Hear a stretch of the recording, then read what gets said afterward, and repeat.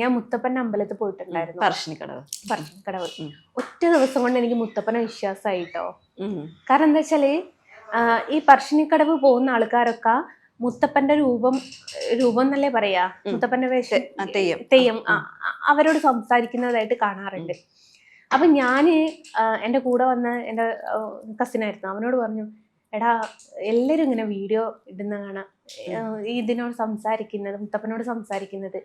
അപ്പൊ എനിക്കത് പറ്റിയില്ലല്ലോ. അപ്പൊ അവൻ പറഞ്ഞ് അതിനൊരു ടൈം ഉണ്ട്, ഞാൻ വേറൊരു ഫംഗ്ഷന് വേണ്ടിയിട്ട് പോവുകയാണ്, ആ ടൈം വരെ നിൽക്കുകയാണെങ്കിൽ ആ ഫംഗ്ഷന് നമുക്ക് അറ്റൻഡ് ചെയ്യാൻ പറ്റൂല, അതുകൊണ്ട് നമുക്ക് എന്താക്കാം പിന്നെ ഒരു ദിവസം വരാന്ന് പറഞ്ഞു.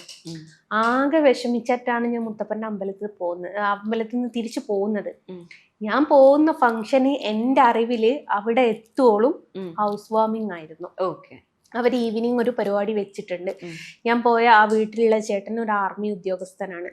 അപ്പൊ അവര് ആർമിയിൽ നിന്ന് റിട്ടയർഡ് ആയത് കൊണ്ട് അതിന്റെ ഒരു ഇതും പുതിയ വീട് വെച്ചതിന്റെയും കൂടി ഒരു ഫംഗ്ഷൻ ആയിട്ടാണ് ഇവര് എന്നോട് പറഞ്ഞിരിക്കുന്നത്. കാരണം എനിക്കത് പറഞ്ഞാൽ മുത്തപ്പന് കൊടുക്കുക എന്നൊക്കെ പറയുന്നത് എനിക്ക് എന്താന്ന് മനസ്സിലാവൂല എന്നുള്ളത് കൊണ്ടായിരിക്കാം മേ ബി അവരങ്ങനെ പറഞ്ഞത്.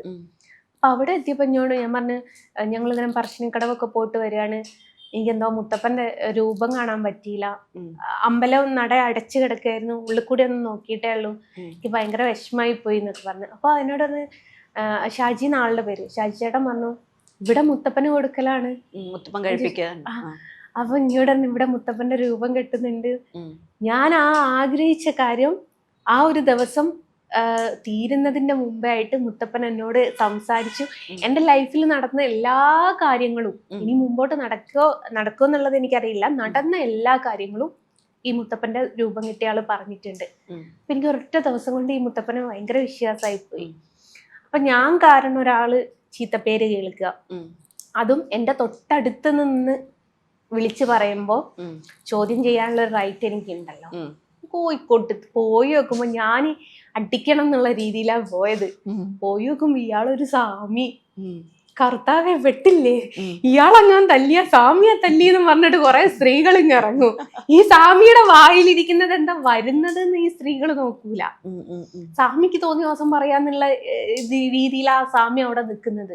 അപ്പൊ സ്വാമിന്റെ വായിന്ന് വന്നതാണ് ഒന്നും ഇവരാരും ഇത് പരിഗണന കൊടുക്കൂല. ജസ്റ്റ് ഞാൻ പോയി സ്വാമിനെ തല്ലിയെന്ന് പറഞ്ഞിട്ട് ഇവര് വർഗീയത ഉണ്ടാക്കാനാ ശ്രമിക്കുക. ഞാൻ ആ വീഡിയോയിൽ തന്നെ നിങ്ങൾക്ക് കണ്ടാലറിയാം, പെട്ടെന്നൊന്ന് ഷോക്കായി പോയി. അത് 7 ലക്ഷം 8 ലക്ഷം ആൾക്കാരൊക്കെ കണ്ടിട്ടുണ്ട്. ഒരുപാട് ഹൈപ്പിൽ നിൽക്കുന്ന ആൾക്കാർ വരെ ലൈക്ക് അടിച്ച് സൂപ്പർന്ന് കൊടുത്തിട്ടുണ്ട്. ഞാനത് ഇങ്ങനെ പ്രതികരിച്ച നന്നായിട്ടില്ലേ. അപ്പൊ അവനടുത്ത് 4 വർത്താനം പറയും. ഞാൻ കൊടുങ്ങല്ലൂർ അടിക്കായിരുന്നു, പക്ഷെ ആ വേഷത്തെ ഞാൻ ബഹുമാനിക്കണം. കാരണം ആ സമയത്ത് എൻ്റെ കസിൻ ബ്രദറും ഈ പറഞ്ഞതുപോലെ സ്വാമിയായിരുന്നു. അപ്പൊ അവന് വീട്ടിൽ സ്വാമി ആയതുകൊണ്ട് ഈ സ്വാമിമാർക്കുള്ള ചിട്ടയും കാര്യങ്ങളൊക്കെ എനിക്കറിയാവുന്നതാ. അപ്പൊ അവരുടെ സ്വാമി ആയിരുന്നേ അവന്റെ വായുന്നത് വിഗുലായിരുന്നത്. അത് ആസാമിയാ, സ്വാമി അല്ല. യഥാർത്ഥ സ്വാമി ഒരിക്കലും അങ്ങനെ പറയൂല. അത്രക്ക് പക്ക തോന്നിവാസല്ലേ അവൻ എഴുതി വിട്ടത്. ആ തോന്നിവാസവും ഞാൻ അവിടെ കൊടുത്തിട്ടുണ്ട്. നമുക്ക് പിള്ളേരൊക്കെ കാണുന്നതല്ലേ, നമുക്ക് എടുത്ത് വെച്ച് പറയാനും ഇവില്ലല്ലോ. അങ്ങനെ ആ വേഷം, ആ കറുപ്പ് കണ്ടത് കൊണ്ട് മാത്രം ഞാൻ അവനെ തല്ലിയില്ല. അല്ലായിരുന്നു ഞാൻ തല്ലിയായിരുന്നു. അതിന്റെ പുറത്ത് 14 ദിവസം റിമാൻഡ് ആണെങ്കിലും ഞാൻ സഹിക്കായിരുന്നു. കാരണം ഞാൻ പോയതിന്റെ പേരിലാണ് ആ പാവം മുത്തപ്പൻ അങ്ങനെയൊക്കെ കേൾക്കേണ്ടി വന്നത്. എന്താ ഇത്, കൃഷ്ണനെ മുത്തപ്പനെ കേൾപ്പിക്കുക. ഞാന് സ്വാമിമാർക്ക് എന്റെ വീട്ടിലൊരു കൊല വെട്ടിയിട്ടുണ്ടായിരുന്നു, വാഴക്കൊല. കൊല എന്ന് പറയുമ്പോ പല കൊലകളും വാഴക്കൊല വെട്ടിയിട്ടുണ്ടായിരുന്നു. അപ്പൊ നമ്മുടെ അവിടെ സ്വാമിമാർക്ക് ഭക്ഷണം കൊടുക്കുന്ന ഒരു സ്ഥലമുണ്ട്. അപ്പൊ എനിക്ക് സ്വാമിമാർക്ക് ഭക്ഷണം കൊടുക്കാൻ ഭയങ്കര ഇഷ്ടമായിരുന്നു. പക്ഷെ നമ്മുടെ മതത്തിൽ ഇനിയിപ്പോ നമ്മുടെ മതം വേറെ ഒരു മതം ആയതുകൊണ്ട് അവർക്കൊരു ഇഷ്ടക്കേട് ഉണ്ടാവുമോ ഇല്ലയോ എന്നൊന്നും പറയാൻ പറ്റില്ല. അപ്പൊ നമുക്ക് ഈ വാഴക്കൊലൊക്കെ ഒന്നും ജാതിയും മതവും ഇല്ല, എല്ലാവരുടെ വീട്ടിലും ഉണ്ടാവുന്നു. അപ്പൊ ഞാൻ എന്താക്കി, ആ കൊല വെട്ടിയിട്ട് അവിടെ കൊടുത്ത്. അതുകൊണ്ട് ആ സ്വാമിമാരും കുറെ കേട്ട്. തിരിച്ചു വരുന്ന വഴിക്ക് പിശാരികാവ് അമ്പലം ഉണ്ട് ഞങ്ങൾ അവിടെ. അമ്പലത്തിൽ കയറിയിട്ട് ഞാൻ അമ്മയുടെ അടുത്തൊന്ന് പ്രാർത്ഥിച്ചിട്ടുണ്ടായിരുന്നു. പിശാരികാവ് അമ്മക്കും കേട്ട്. ഞാൻ എവിടെ പോയാലും എല്ലാവർക്കും എന്തിന് പരിപാടി അവതരിപ്പിച്ചാലും ഇങ്ങനെയാണ് പരിപാടി അവതരിപ്പിച്ചു. അത് ഇതിന്റെ കമന്റ് ബോക്സ് എടുത്തത് നിങ്ങൾക്ക് കാണാം.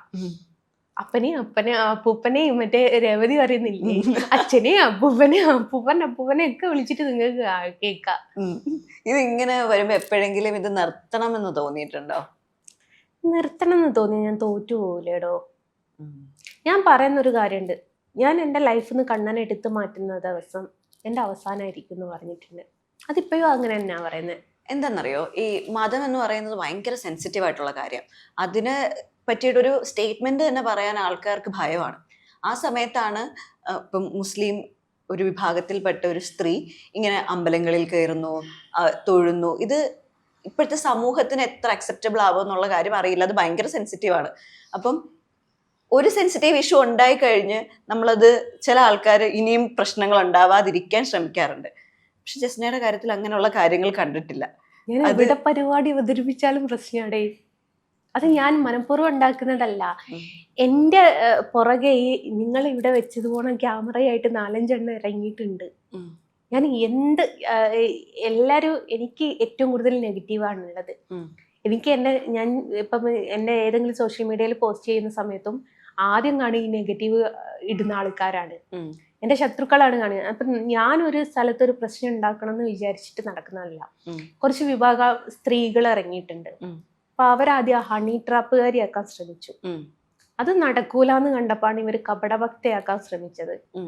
അപ്പം ഞാൻ കഴിഞ്ഞ ജൂൺ 15, അത് 2023 തോന്നുന്നു, 24 ജൂൺ 15 ഗുരുവായൂർ ആ നടയിൽ എന്ന് വെച്ചാൽ അമ്പലം നട പരിസരത്ത് വെച്ചിട്ടൊരു കേക്ക് കട്ട് ചെയ്തത്. അത് മുട്ട ഉപയോഗിക്കാത്തൊരു കേക്കാണ് കട്ട് ചെയ്തത്.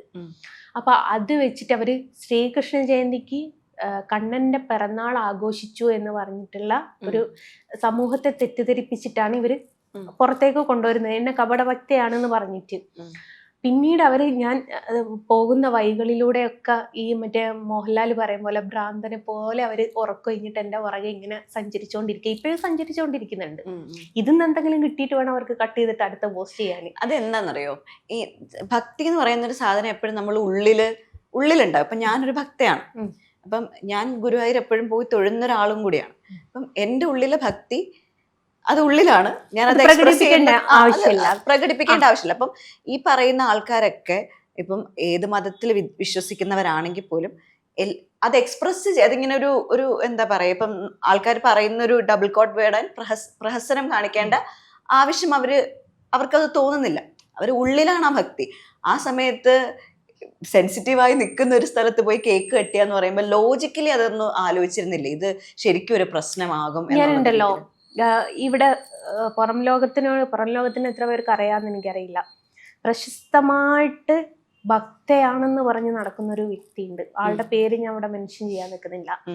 ആ വ്യക്തിയുടെ വേണേ എൻ്റെ കോൾ റെക്കോർഡ് ഞാൻ എടുത്തിട്ട് കാണിച്ചു തരാം.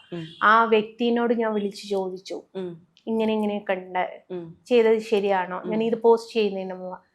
ജസ്റ്റ് നിന്റെ മനസ്സിൽ ഭഗവാൻ തോന്നിപ്പിച്ചൊരു കാര്യമാണ്. ഭഗവാന് മാത്രമേ അങ്ങനെ തോന്നിപ്പിക്കാൻ പറ്റുള്ളൂ. അങ്ങനെ സംസാരിക്കുന്ന ഒരു വ്യക്തിയാണ്. അപ്പൊ എത്ര പേർക്ക് മനസ്സിലാവും? മനസ്സിലാവും. ഭഗവാൻ തോന്നിപ്പിക്കുന്ന ഒരു കാര്യമാണ്. ഹരേ കൃഷ്ണ പറയാതെ ആ വ്യക്തി ഒന്നും തുടങ്ങാറില്ല. രാധേ രാധേ എന്നാ പറയാ. കണ്ണനും രാധേനെ അത്രയും പ്രിയപ്പെട്ടതായിട്ട് കണക്കാക്കുന്ന ഒരു വ്യക്തി, ആത്മീയതയുടെ വഴിയിൽ കൂടെ നടക്കുന്ന ഒരു വ്യക്തി, രൂപത്തിലും ഭാവത്തിലും നടക്കുന്ന ഒരു വ്യക്തിനോട് ഞാൻ ചോദിച്ചപ്പം ഭഗവാൻ തോന്നിപ്പിച്ചതാണ് എൻ്റെ മനസ്സിൽ, നീ ചെയ്തത് ശരിയാണെന്ന് പറഞ്ഞു.